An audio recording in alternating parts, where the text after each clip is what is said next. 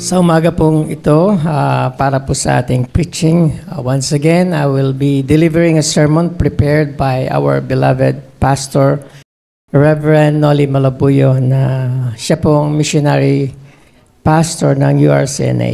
At ginamit siya ng Panginoon to establish a church here sa Pilipinas. At yung sermon po na ating maririnig ay naipahayag niya na rin doon sa Big Springs Community Church, na kung saan ay doon po siya nagpapastor. So, ang ating pong mapapakinggan ay ika-6 part po ng ating teaching series na pagbubulay-bulayan natin mula sa Book of Romans. Ito ay may 21 parts series. So, medyo next year na siguro po natin may tutuloy yung mga susunod na katuruan. Pero bago po tayo magsimula sa ating pag-aaral, muli po tayong lumapit sa Panginoon at manalangin na humingi ng tulong. Let us pray. Our Father in heaven, once again compel us all simply to take you at your word. Touch us with the Holy Spirit, we pray, and do not let us get away from your word without being caught by its promises and powerful joy. As you have said, heaven and earth will pass away, but your word will not pass away, for your word is truth.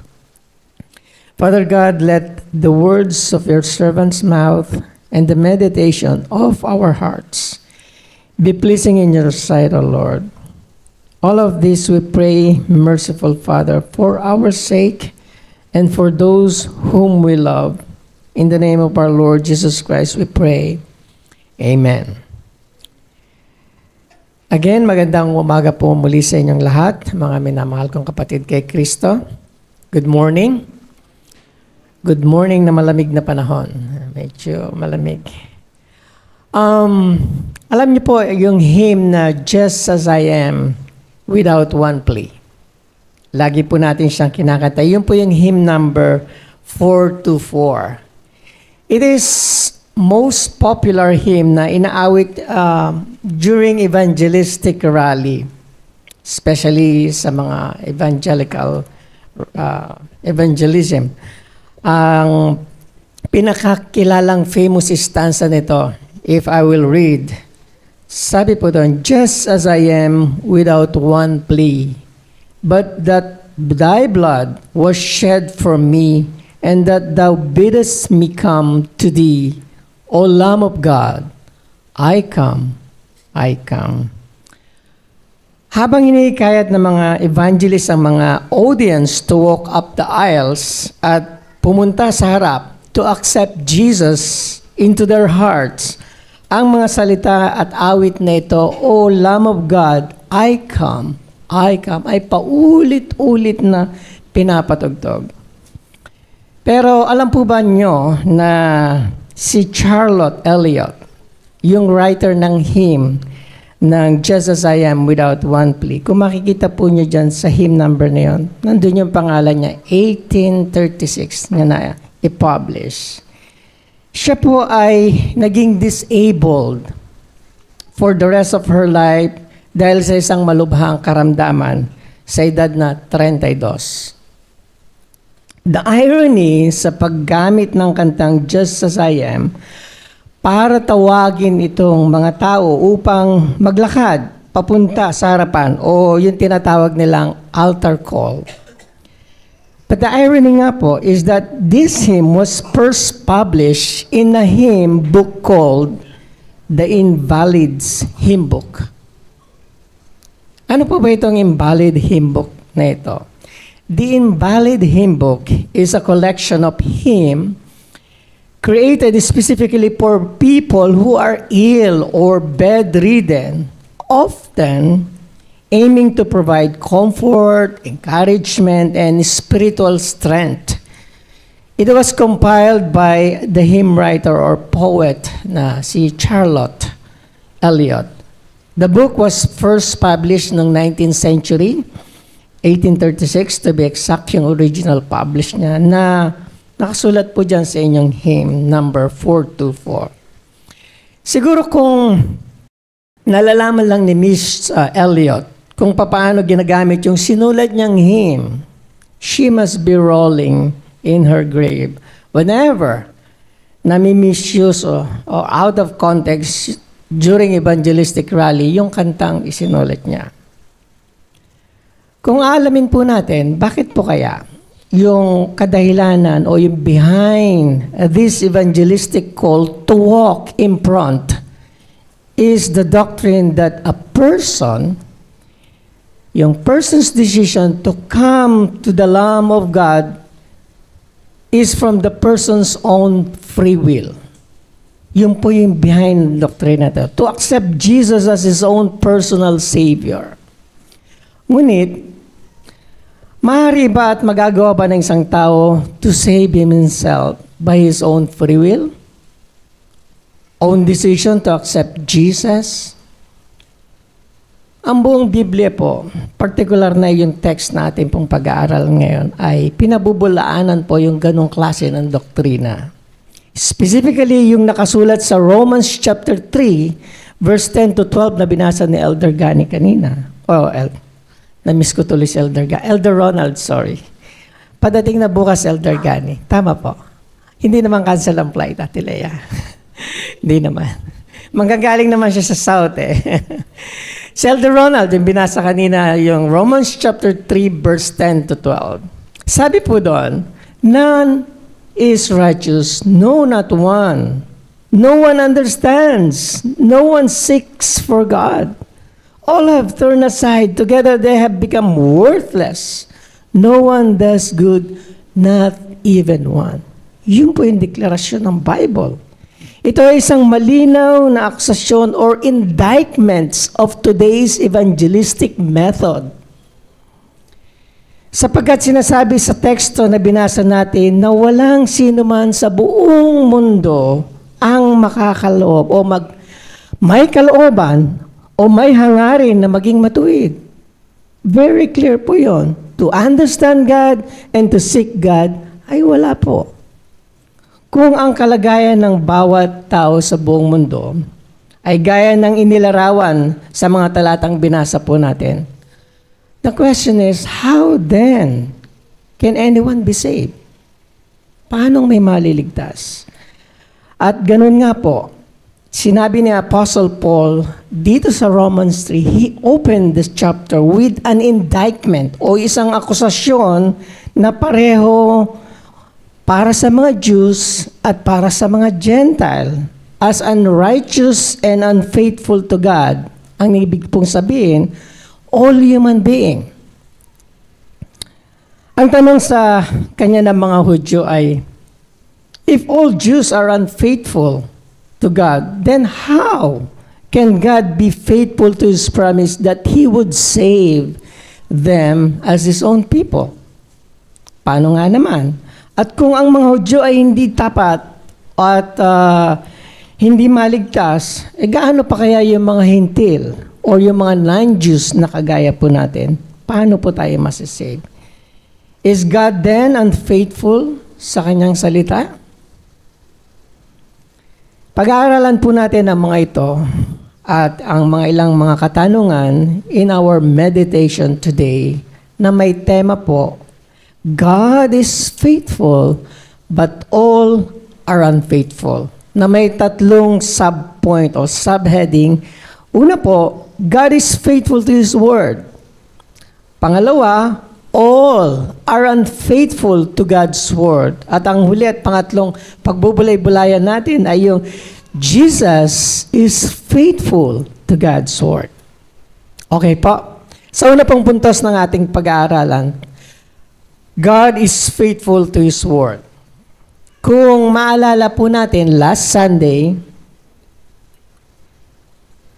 natutunan po natin yung last 5 verses ng Romans chapter 2 that the Apostle Paul rebuked yung mga Hudyo for relying on the law of Moses para ma-please ang Panginoon. Isa sa mga provision ng batas na ito ay circumcision. para maging miyembro ng God's covenant nation Israel. Ngunit, sinulungat ni Pablo ang paniniwalang ito na sinasabi niya na kahit sa lumang tipan, yung true circumcision is only a sign of the circumcision of the heart. Sinabi po yun sa Deuteronomy 10 verse 16. Kung ang ilang Hudyo o ang isang Hudyo ay circumcised, ngunit hindi siya sumusunod sa mga utos ng Diyos, then yung kanyang pagiging circumcision means nothing. Kung kaya nga sinabi ni Paul at he continues in this kind of line o yung thought lines in our text today, asking yung mga Jewish readers dun sa verse 1, chapter 3, na nagtatanong, then, what advantage has the Jew? Or what value has circumcision? At sa mga ayon si Pablo na ang mga Hudyo ay may kalamangan nga naman o may advantage sa pagkakaroon ng oracle of God o yung Word of God. They have God's covenant promises of blessing while other nations during their time do not have. Sa mga tuwid, kung hatulan sila ng Diyos dahil sa paglabag sa kanyang mga covenant laws, does this make God unfaithful or untruthful to His Word? Marihing sinagot ito ni Pablo dun sa verse 3. Sabi niya, by no means. Sa ESV translation yon. Sa NIV, sabi pa doon, certainly not. At sa King James Version, God forbid. Very emphatic yung sagot ni Paul. Dahil ang Panginoon is perfectly truthful at ang lahat ng tao ay sinungaling because we are all sinners. Kaya pagkatapos na may quote ni Apostle Paul yung verse from David's confession of sin doon sa Psalms 51 verse 4, sa talatang ito ang pakiusap ni David para sa awa ng Diyos sa kanya is based on God's steadfast love at yung abundant mercy. At ipinahayag ni David na kahit na parusahan siya ng Diyos, ang Diyos is justified and blameless in His judgment. Doon sa Psalms 51. So, sabi ni David, God was merciful to him after he confessed his sin of adultery, maging yung murder, when he confessed it with all his heart. So makikita po natin dito, throughout human history, God was merciful and faithful to His Word. Tingnan po natin yung mga ilang kasaysayan. How the Lord is faithful and merciful sa Kanyang salita. Nangako ang Panginoon, nangako ang Diyos kina Adam and Eve. Ang pangako niya ay magkakaroon ng isang Redeemer matapos silang mahulog sa kasalanan doon po sa Garden of Eden. At tinupad ng Panginoon ang pangako ito nang ipinadala niya ang kanyang bugtong na anak ng ating Panginoong Jesucristo to save His people from their sins. Ipinangako ng Diyos kay Abraham na sa pamamagitan ng kanyang binhi o yung seed, all nations of the earth will be blessed. At tinupad po ito ng ating Panginoon. Ang pangakong sa pamamagitan ni Kristo who is still saving people from all nations, including us. Ipinangako ng Diyos kay Moses na magpapadala siya ng isang propeta mula sa mga Hudyo na mas dakila kaysa kay Moses. At tinupad ito ng Diyos sa pangakong ito sa pamamagitan ng ating Panginoong Jesucristo na dakilang propeta po natin, who revealed His Father and His Father's Word to His people. Ipinangako ng Diyos kay Haring David na ang kanyang kaharian ay magiging walang hanggang kaharian sa pamamagitan ng kanyang anak. At tinupad ito ng ating Panginoong Diyos na si Jesus, na anak ni David, has established an eternal kingdom with Him as King of Kings and Lord of Lords. Ngunit ang Diyos ay hindi lamang tapat at makatarungan sa pagpapadala ng kanyang, pagpapala ng kanyang bayan. He is also faithful and judge in judging His people when they sin against Him. That is the flip side of His faithfulness. Paano po nangyari yon? Di nga ba, pinalayas ng Diyos sina Adam at Eve sa hardin ng Eden pagkatapos na magkasala sila? It was a judgment. Gayun din, pinarusahan niya ang mga Israel sa wilderness with the plague na nang maging reklamador sila lumabag sa Kanya when they are in suffering or dumadaan sila sa hardship, naging reklamador. Pinarusahan sila ng Panginoon. At pagkatapos, ibinigay ng Diyos sa kanila ang pangakong lupa, yung promised land. He judged them when they sinned by sending foreign invaders to oppress them. Nang maglaon, ang mga Israelita ay nasakop na at pinatapon ng mga Assyrian and Babylonians sa iba't ibang lugar. They were scattered exiles. At sa huli, when their sin is full, ang kanilang templo ay winasak ng mga Romano and never rebuilt again. These events marked the end of their nation as God's chosen covenant people. Kaya nga, Paul's Jewish readers objected to his teaching or to this teaching. Pero doon sa verse 5, sinabi ni Paul sa kanila, isang rhetorical question. Sabi po doon, But if our unrighteousness serve to show the righteousness of God, what shall we say? That God is unrighteous to inflict wrath on us? At ito rin ang sinagot ni Pablo dun sa verse 6. Sabi niya, by no means, for then how could God judge the world? O nga naman, paano husga ng Diyos ang mundo? Kung kaya nga, if God did not judge sinners, how could He be faithful to His covenant promises? Dahil kasama sa kanyang covenant with His people, ay hindi lamang po yung mga blessing for obedience, kundi pati na rin ang curses for disobedience. Mababasa po natin yan sa Deuteronomy chapter 30 verse 19. Ngunit ang mga blessing and curses na ito ay para sa kaluwalhatian ng Panginoon, for His glory.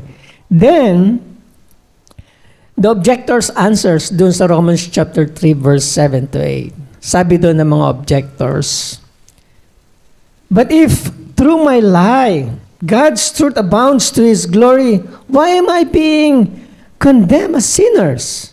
And why not do evil that good may abound or may come? Kaya naman, hindi ito sinagot ni Pablo dun sa kanyang rhetorical discourse, ang mga objection o yung mga accusation na ito. Pero sinabi ni Pablo doon naman sa Romans chapter 6, verse 1 to 2. What shall we say then? Are we to continue in sin that grace may abound? By no means. How can we who died to sin still live in it? Sabi ni Pablo. Ang sagot sa mga tanong nito ay, if we are united to Christ in His sinless life and in His death for our sins, how can we continue a life of sin? How can we, who have been saved from our sin, having hearts regenerated and indwelt by the Holy Spirit, continue our lives as usual? How? How can we not bear the good fruit of the Holy Spirit? Kung kaya nga, masasabi natin that God is faithful to His Word, but all human beings are unfaithful to His Word. At doon po tayo mapupunta sa second point ng ating pag-aaralan. All are unfaithful to God's Word. Doon po sa verse 9 to 18 naman na ating pagbubulayan, sabi ni Apostle Paul, nung nag-switch siya ng tema from God's faithfulness to man's unfaithfulness and sinfulness, dito si Paul, in-unhinge niya yung confidence ng mga Jews in their own outward and ritual obedience to the law of Moses. Dahil sa paningin ng Diyos, ang mga Hudyo ay walang advantage. Kung kanina sinasabi, what advantage do we have as Jew? Yes, you have an advantage because you have the oracle of God, the Word of God. This time, sabi doon, dahil ang Panginoon ng Diyos, sa paningin ng Diyos, ang mga Hudyo ay walang advantage over Greeks or sa mga non-Jew na kagaya natin. Bakit po kaya? Dahil sinabi niya sa mga verses na ito na ang lahat ng tao maliban kay Kristo ay makasalanan. Sabi po doon, as it is written, none is righteous, no not one. No one understands, no one seeks for God. All have turned aside. Together they have become worthless. No one does good, not even one. Very direct. Very emphatic, di ba? Tama po. Kaya nga, karamihan sa mga tao ngayon ay nahihirapan pong tanggapin ang mga salitang ito because they think and believe that they are basically good. At sinasabi po nila, I am not a murderer. I am not a rebel. I am not an adulterer, nor a thief, nor a liar. Ngunit hindi naman sila masunurin in terms of the law of the land. Marami ang nag-approve ng mga sexual immorality o mga malalaswang pamumuhay. Maging pandaraya sa mga buwis o sa mga business dealings. At magsisinungaling ang tao upang pagtakpan ang kanyang mga pagkakasala. Although they think they are basically good. They do not accept the teaching of Jesus that they are or without, or we commit these sins even sa ating mga pag-iisip pa lamang. Ang isip nila tulad ng karamihan sa mga evangelistic o evangelist ngayon ng mga tao ay merely drowning in sin. Nalulunod lang sa kasalanan. Not dead in sin. Pero sinabi nga ng isang theologian na si R.C. Sproul, kinumpara niya ang mga unsaved person to one who is dead at the bottom of the lake. Hindi lulutang-lutang, hindi nalulunod. At pagkatapos, itong mga nasa bottom lake na ito, kinuha sila ng ating Panginoon to give life and breath. Ganito rin ang itinuturo ni Paul sa mga taga-Epeso. Tayo na mga naligtas, sabi po doon sa Ephesians 2 verse 1 to 5.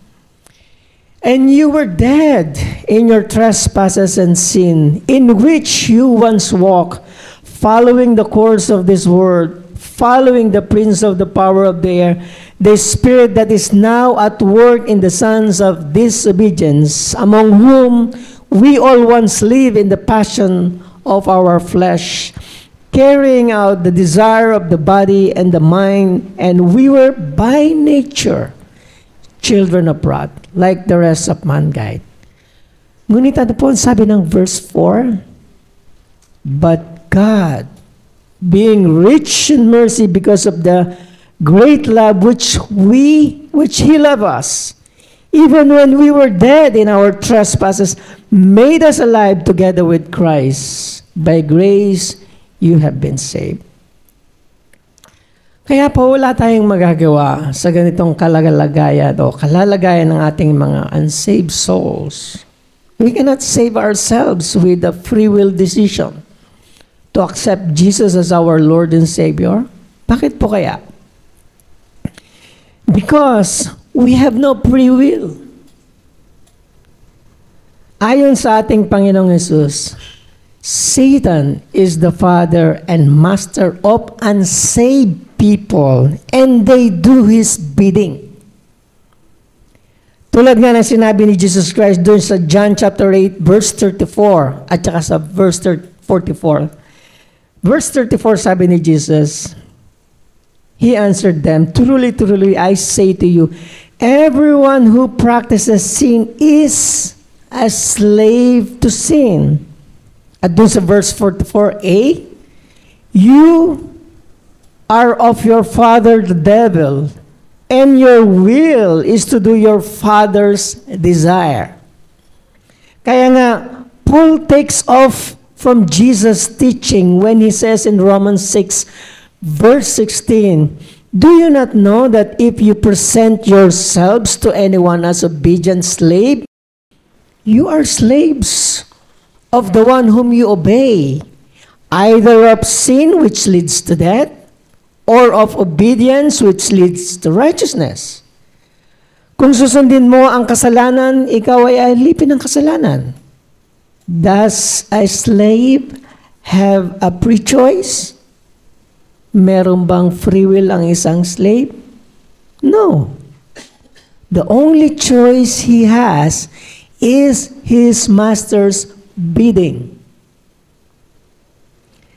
Sa katunayan, sinabi ni Pablo na ang lahat ng hindi mananampalataya ay may dalawang bagay na mga katulad o may katularan. Una po, ang mga mananampalataya, they regard everything about God as foolishness.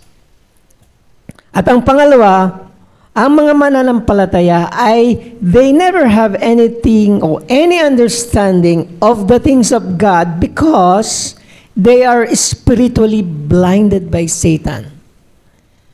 Saan po natin makikita yon? 1 Corinthians chapter 2 verse 14. Sabi po doon, the natural person does not accept the things of the Spirit of God, for they are folly to him. And he is not able to understand them because they are spiritually discerned. Maging doon sa Ephesians chapter 4 verse 18, sabi po doon, they are darkened in their understanding, alienated from the life of God because of the ignorance that is in them due to their hardness of heart. Therefore, no one in the world has free will. You are either slave to Satan or slave to Christ.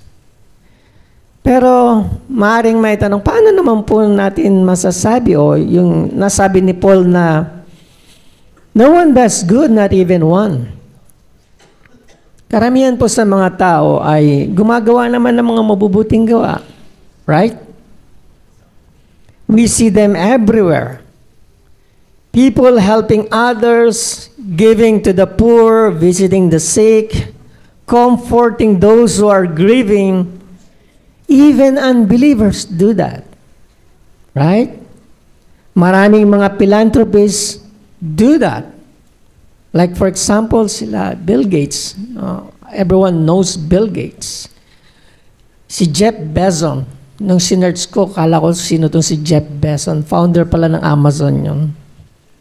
And other billionaires, no? Na they give billions to charity.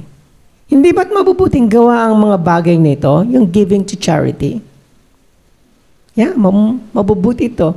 But, mabubuti yun sa mata ng tao. But, the Bible says, in God's sight, they are like polluted garment. Isaiah 46 verse 6. Bakit kaya polluted garment ang sinabi doon? Ang mga ganong klaseng gawa. Ang sagot po ay makikita natin doon sa Hebrews chapter 11 verse 6. Ano po ang sabi doon? Without faith, it is impossible to please God. Without faith. At sinundan pa ng sinabi ni Paul dun sa Romans chapter 14 verse 23b. For whatever does not proceed from faith, ano daw po yun? Is sin. Only those who believe and trust in God and Christ as Savior, yun lamang po ang pleasing sa Panginoon. Bakit po? Because they do good works to please God. Not for themselves, not for others. They do good deeds for the glory of God alone. Kaya po pleasing sa harap ito ng Panginoon. For example, sa inyo na mga ilang mahilig sa Olympics, I think, kung na-monitor nyo o nasundan yung Olympics, narinig nyo yung may ilang couple of athletes who glorified God and give thanks sa ating Panginoon for their gold medals. Isa po dito si Tatjana Schoenmaker. Isa po siyang swimmer from South Africa. As she was traveling papuntang sa Tokyo, she wrote, and I quote, Father God, may your will be done. May your peace fill us up. May we praise you no matter what the outcome. May we be empowered by your strength to give our all, and may we forever be in awe of your goodness. After po nun, she broke the record or world record in the women's 200 meters breaststroke. Pagkatapos niyang manalo, may nakitang picture of her praying, showing yung kanyang white cap under nung green swim cap na merong praise na Soli Deo Gloria. Ang ibig po sabihin nun, glory to God alone. Printed dun po sa kanyang cap. Another athlete, American hurdle or sprinter, si Sydney McLaughlin. She broke our world record dun sa 400-meter hurdle. After nung race, sinabi po niya, and I quote, "Record come and go.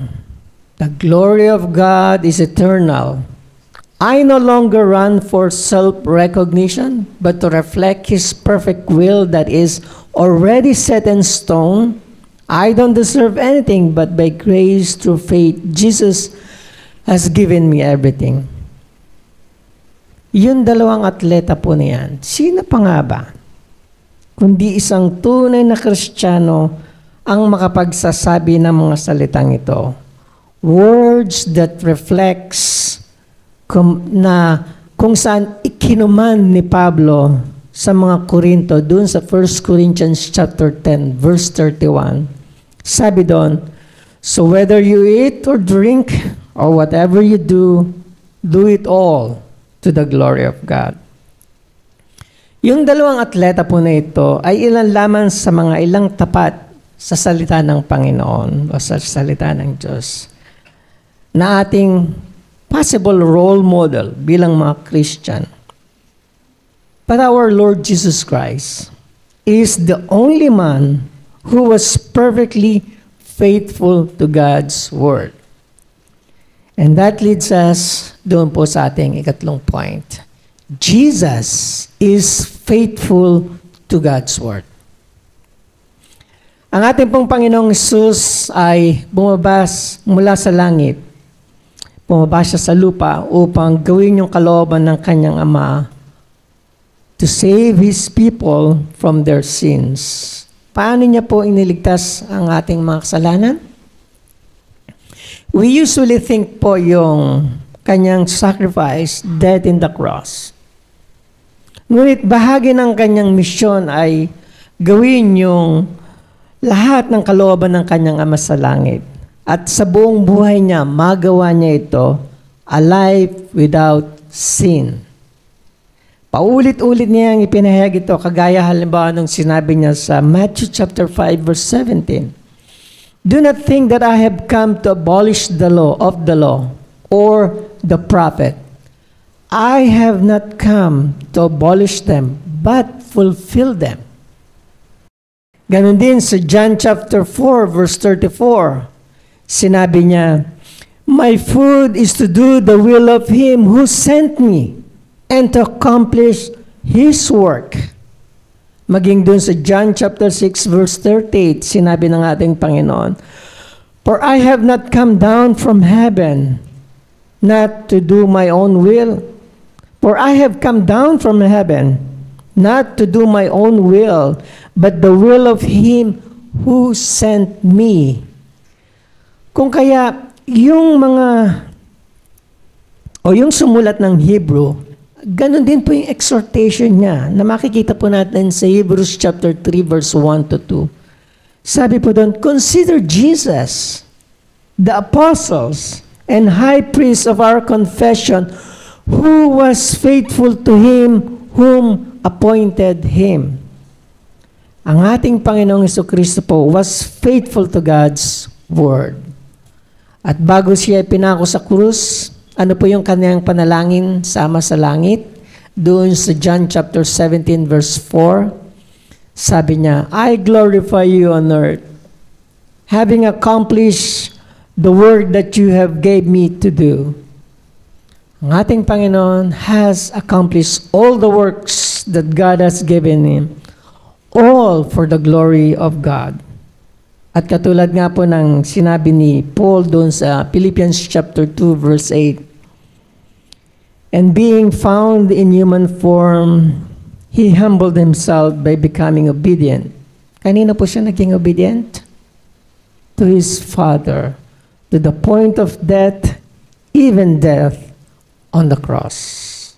Ang ating Panginoong Jesus is the example of those two Olympians who gave glory to God alone for their accomplishment.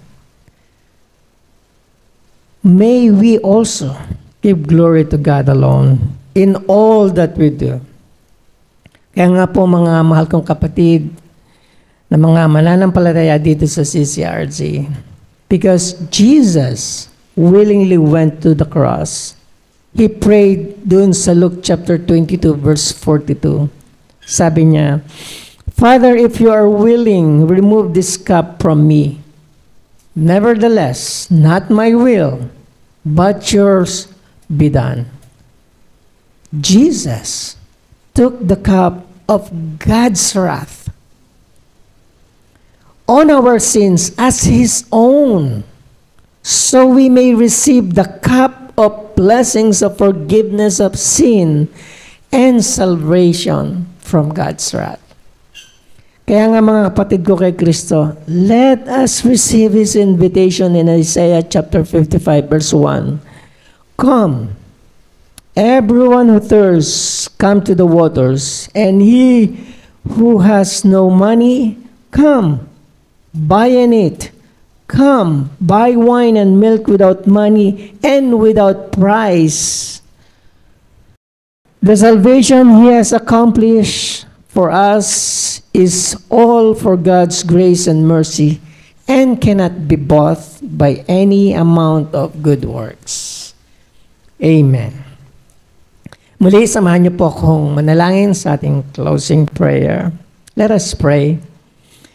Father God, by the power of your Spirit, give us strength to live out the message we have heard, which is the glorious gospel of our Lord Jesus Christ, our Savior, who came down to earth to do your will, to save us from our sins. And He humbled Himself by becoming obedient to the point of death, even death on the cross, who took the cup of your wrath on our sins as His own, so that we may receive the cup of blessing of forgiveness of our sins and salvation from your wrath. And because of Jesus' faithfulness to your word, He has accomplished all the works that you have given Him, all for your glory. So, Father, may you grant that we joyfully receive the good news for ourselves. May we as well gratefully share it with others. And may we also give glory to you alone in all that we do to Christ Jesus our Lord.